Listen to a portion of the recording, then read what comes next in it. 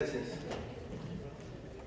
Primero un agradecimiento al Instituto de Comunicación, Política y Gobierno por esta invitación y una felicitación por la organización de este evento muy oportuno, sobre todo en el contexto en el que estamos viviendo, y este tema en particular muy relevante precisamente por la coyuntura que atraviesa el país. El tema que vamos a abordar en este panel es transparencia y opinión pública. No los voy a agotar, no los voy a fatigar con la parte jurídico, legal, doctrinaria de lo que significa la transparencia desde el punto de vista legal, o lo que significa el acceso a la información pública como derecho fundamental, pero sí permítame, apenas en unos 2 o 3 minutos, detenerme en algunos conceptos jurídicos que inmediatamente los quiero conectar con casos concretos, que entiendo que es lo que a ustedes les interesa. Casos concretos de la coyuntura pública y que revelan hasta qué punto la transparencia en el país no es eficiente y hasta qué punto algo de lo más eficiente en el Perú es la nocturnidad, es la oscuridad, la poca transparencia y la corrupción. Como todos ustedes saben, uno de los principios transversales, no solamente en el sistema peruano, sino en el sistema latinoamericano, es el principio de máxima divulgación. Esto supone que un país se compromete a crear toda una normativa que apunte, que se enderece a que se haga realidad el principio de máxima divulgación. Esto supone que la carga de la prueba, cuando una información no debe estar en el ojo público, se traslada al Estado. Esto supone que el acceso a la información es lo que en derecho se conoce como una libertad privilegiada o preeminente. Lo que no quiere decir que este sea un derecho que tenga una mayor jerarquía que otros derechos. Lo que quiere decir es que cuando se da una norma, cuando el Congreso da una norma, está obligado a reforzar la justificación de la norma que está emitiendo y que está posibilitando que salga del ojo público, que salga de la transparencia una determinada información. En otras palabras, hay una suerte de presunción de inconstitucionalidad respecto de aquellas normas que sacan del escenario público una información, a diferencia del resto de normas que tienen una presunción de constitucionalidad. Dicho esto, aquí voy a poner punto final a este pequeño cuadro jurídico. Dicho esto, quisiera comentar algunos casos que todos ustedes conocen. El primero de ellos, y esto lo hago con el mayor de los respetos, porque además sobre este punto quiero declararme completamente inocente, porque entiendo que mi amigo Oscar ha hablado de este tema en una instancia anterior. Lo digo con todo respeto. El caso Mayorga es un caso interesante de cómo es que se escamotea información pública y se evita que se conozca determinada información que por su naturaleza es pública. ¿Cuál es el caso?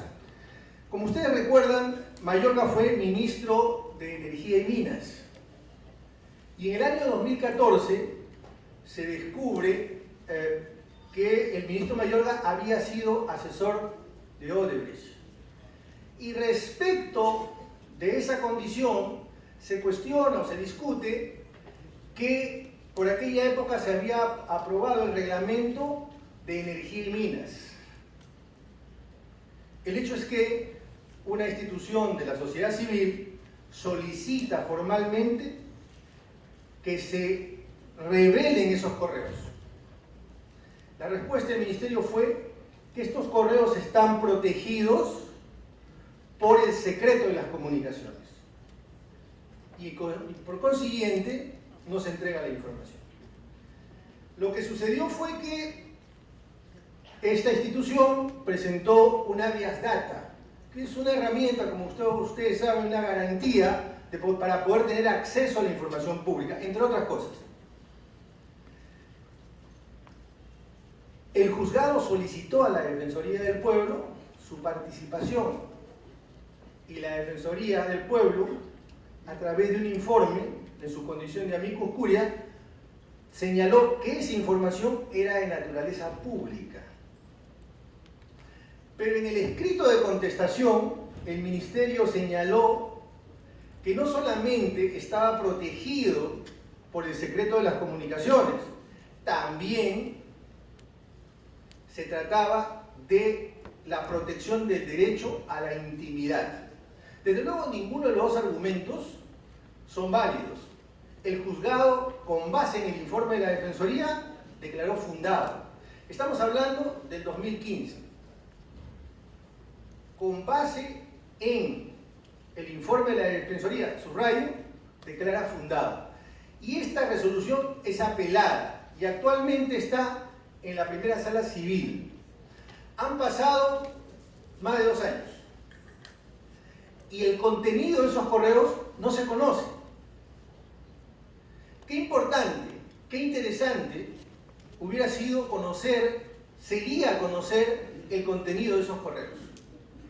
Lo cierto es que no los conocemos y por su naturaleza, como bien lo señaló la Defensoría del Pueblo, es de estirpe pública y todos deberíamos haberlo conocido.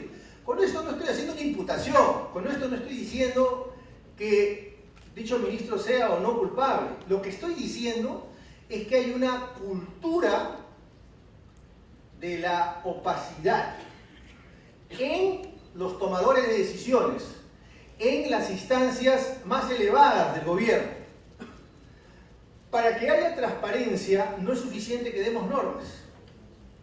Para que haya transparencia no es suficiente que pongamos portales de transparencia.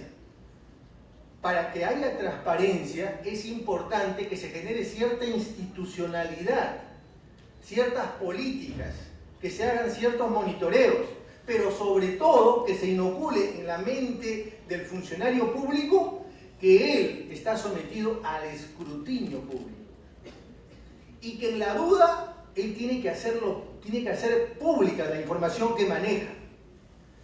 Hay un estándar en el sistema interamericano, en la Corte Interamericana de Derechos Humanos, que se llama mayor umbral de tolerancia, se llama. El funcionario, la persona que decide ser un funcionario público, tiene que someterse a esa tolerancia, a ese umbral de tolerancia respecto de su esfera privada, respecto de su intimidad. Esto tiene que estar en el ADN de todo funcionario público. Pero ese no es el único caso. Tenemos en realidad muchos más casos. Hasta hace unos años, entiendo que con el anterior Consejo Nacional de la Magistratura, los exámenes de los vocales supremos eran destruidos 24 o 48 horas después. Y la ley de transparencia y de acceso a la información señala que no se pueden destruir esos documentos. Yo acabo de estar reunido con el presidente y con la comisión Bernales respecto de los ascensos. Bueno, lo cierto es que hay información que ha servido de base para los ascensos que se ha extraviado o se ha destruido. Y se supone que está vigente la ley de transparencia y de acceso a la información. Pero si esto no es suficiente, yo quiero contarles otro caso. Y este caso sí es inquietante por las características que tiene.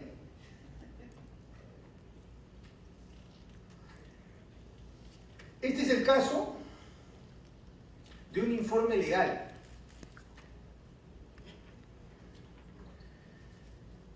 En abril de 2015, una institución de la sociedad civil solicita a la Municipalidad de Lima los recaudos que sirvieron de base para tomar la decisión de construir el bypass de 28 de julio. La municipalidad responde que no se lo puede alcanzar. Y el argumento que utiliza es realmente revelador, que no es información pública porque no lo ha pagado el Estado. En una parte de la ley de transparencia se dice que la información pública es aquella información que es solventada por el Estado. Pero no solamente la solventada por el Estado, también la que posee el Estado. Pero mi cuestionamiento no va por ahí. Mi cuestionamiento sería baladí si fuera por ahí. Mi cuestionamiento va por la respuesta. ¿Quién puede tener interés? ¿Quién puede tener interés? ¿Qué particular o qué privado puede tener interés en financiar un informe legal para elaborar una obra pública?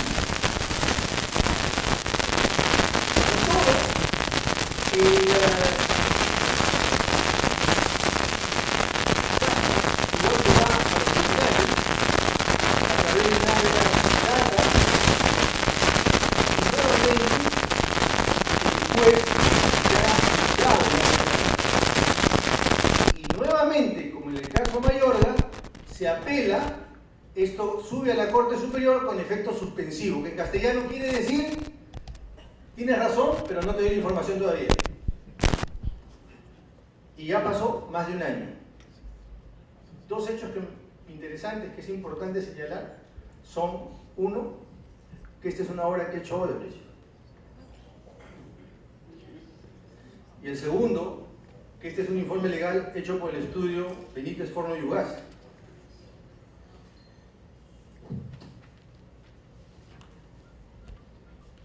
Podemos seguir, porque incluso desde el Congreso, no una sino varias veces, se han dado normas para sacar información, a través de una ley, sacar información del ojo público y sacarlo de la esfera de aplicación de la Ley de Transparencia y Acceso a la Información.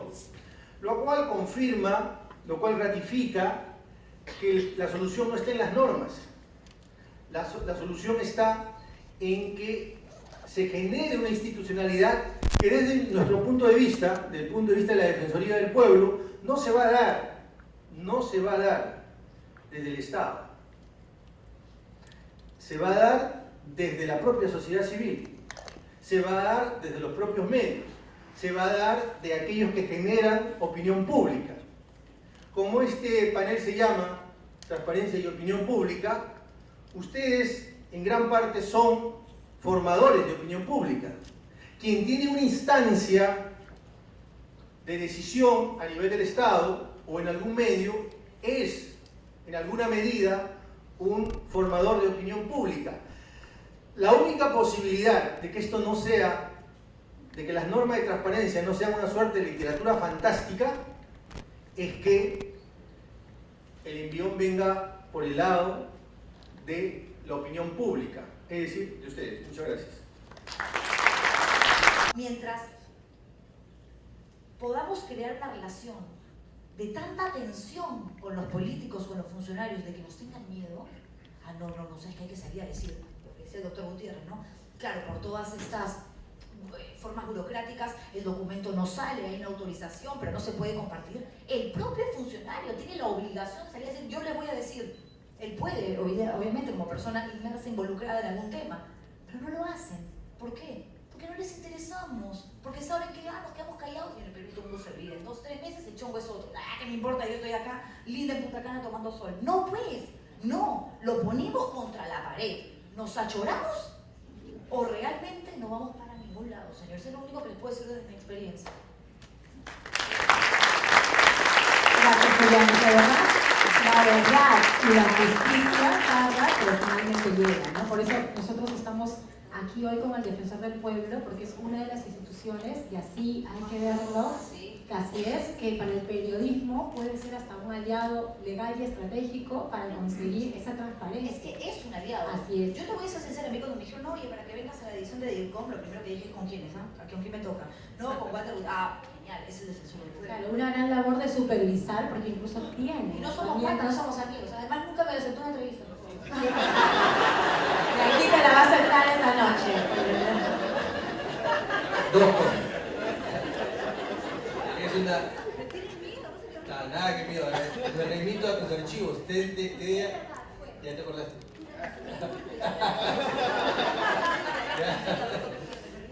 Ya, ok. Y una acotación más. Y yo estoy totalmente de acuerdo contigo cuando dijiste, tenemos que poner contra la pared a los funcionarios públicos. Y yo me pongo en primera fila para que me pongas contra la pared. Porque...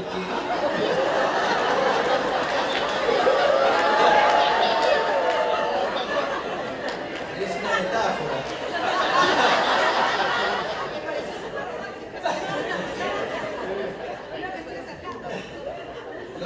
Lo digo a propósito de lo siguiente. El lunes, no este lunes, sino el anterior, la Defensoría del Pueblo tomó una decisión que nos parece importante y la verdad nos felicitamos de haberla tomado. Fuimos a un medio de comunicación y señalamos que era indispensable tomar 4 medidas urgentes, cuando en ese momento ninguna institución, ni la Fiscalía de la Nación, ni la Procuraduría, ni ninguna institución había tomado ninguna medida respecto a las medidas cautelares que tenían que tomarse, respecto a la revisión de las transferencias de los activos de Odebrecht y respecto de también el decreto de urgencia que desde nuestro punto de vista debió tomar el Ejecutivo respecto de esos títulos que se estaban transfiriendo. En suma, la Defensoría fue la primera institución que puso los puntos sobre la CIE respecto de este caso. Después hemos visto ya las detenciones, hemos visto ya comunicaciones, hemos visto ya desde el Ejecutivo también algunas acciones. De manera que yo quería subrayar que la Defensoría estuvo en la primera línea desde el primer momento. No lo digo a título personal, lo digo porque esta es una decisión colectiva, es toda una institución. Y, digamos, para continuar esa tradición que ha tenido la Defensoría. Claro, por eso los políticos no los quieren. Entonces está bien que no te quieran. Lo mejor que puede pasar es que los políticos no te quieran. Nosotros vamos a ser incómodos por definición. Que de eso se trata la vida, hay que fregar. Muy bien. Pública y la prensa en esta gran labor. Quisiera decir 3 cosas. Primero, en relación a lo último que he escuchado. Vamos camino al bicentenario. Y para utilizar una frase, Juliana, es necesario que nos hagamos cargo de nuestro pasado. Es necesario que nos reencontremos. Y es necesario que seamos rigurosos y profesionales. Porque el voluntarismo no nos conduce a nada. El voluntarismo no nos lleva a ninguna parte. ¿Por qué menciono esto? Porque, y esto lo con su pregunta, tenemos una ley de transparencia que aloja un artículo que señala que aquel que no entregue información o aquel que retarda la información comete un delito denominado abuso de autoridad. No hay un solo procesado ni un solo sentenciado, y hay varios casos. Entonces, allí está clara nuestra responsabilidad como profesionales, como periodistas, la responsabilidad del sistema de justicia. No he visto jamás que la Fiscalía active eso, no he visto en ningún momento un proceso en curso sobre abuso de autoridad respecto a la denegación o el retardo de la entrega de información pública.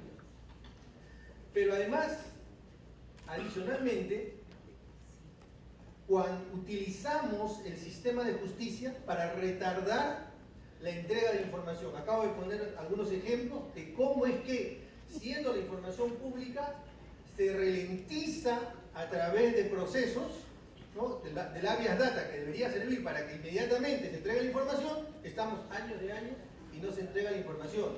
Y el Poder Judicial en ese extremo no hace su papel, porque debería ser mucho más célere, mucho más ágil, para que se active, porque como acaba de señalarse aquí por tanto César como Juliana, esto tiene que ver no solo con transparencia, esto tiene que ver no solo con opinión pública, en algunos casos tiene que ver con corrupción, y por lo tanto es importante que funcione el sistema de justicia respecto de esta garantía denominada habeas corpus. Y un tercer y último tema más. Se acaba de dar un decreto legislativo mediante el cual se crea la Autoridad de Transparencia.